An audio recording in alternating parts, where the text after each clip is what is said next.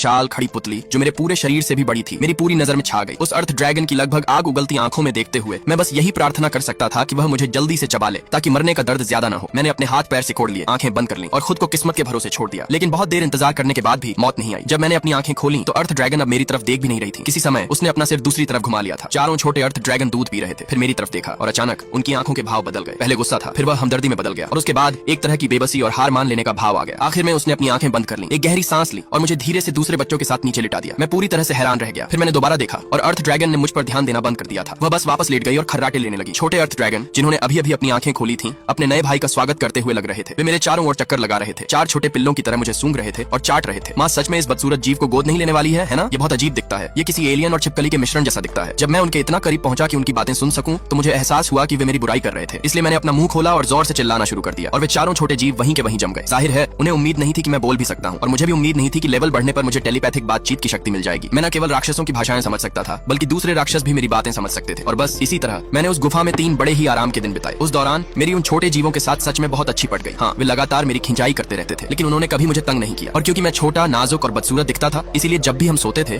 वे चारों छोटे जीव मेरे चारों ओर सिमटकर सो जाते थे। अगर कुछ भी होता तो वे तुरंत बीच में कूद पड़ते और मेरी रक्षा करते। वे हमेशा ऐसी बातें कहते रहते थे, पीछे हट जा, नौसिखिए, कोई आवाज मत करना, हमारे काम में रुकावट मत डाल। लेकिन सच तो यह था कि अपने ही तरीके से वे एक बाहरी व्यक्ति यानी मेरी की सच्ची प्यार से रक्षा कर रहे थे। हालांकि मैंने चुपके से उन चारों के आंकड़े, स्टैट्स देखे थे और पाया था कि वे मुझसे कहीं ज्यादा कमजोर थे। फिर भी मैंने कभी इस बात का जिक्र नहीं किया। मैंने बस इस बात को अनकहा ही रहने दिया। एक दुर्लभ सुपर मॉन्स्टर होने के नाते मेरा लेवल उन सबसे कहीं ज्यादा तेजी से बढ़ा। उन कुछ दिनों में मैं सीधे लेवल 9 तक पहुंच गया, जबकि मेरे 4 अर्थ ड्रैगन भाई अभी भी सिर्फ लेवल 4 पर ही थे। उनके साथ वह समय बिताने के बाद सच कहूं तो मैं इस अर्थ ड्रैगन परिवार को ही अपना असली परिवार मानने लगा था। कम से कम वे मेरे असली ड्रैगन माता पिता से तो 1000 गुना बेहतर ही थे। बस एक ही अफसोस था, इतने समय तक रहने के बावजूद मुझे उस अर्थ ड्रैगन माँ से कभी बात करने का मौका ही नहीं मिला। यहाँ तक कि जब मैंने पहले उनसे बात करने की कोशिश की तब भी ज्यादा से ज्यादा उन्होंने बस मेरी तरफ एक नजर डाल दी। उन्होंने कभी भी इस बाहरी व्यक्ति को पूरी तरह से स्वीकार नहीं किया। मुझे लगा कि जिंदगी बस इसी तरह चलती रहेगी। लेकिन अगली सुबह लेवल 35 के एक कोड़ो बीस्ट की एक उप प्रजाति ने उस शांति को भंग कर दिया।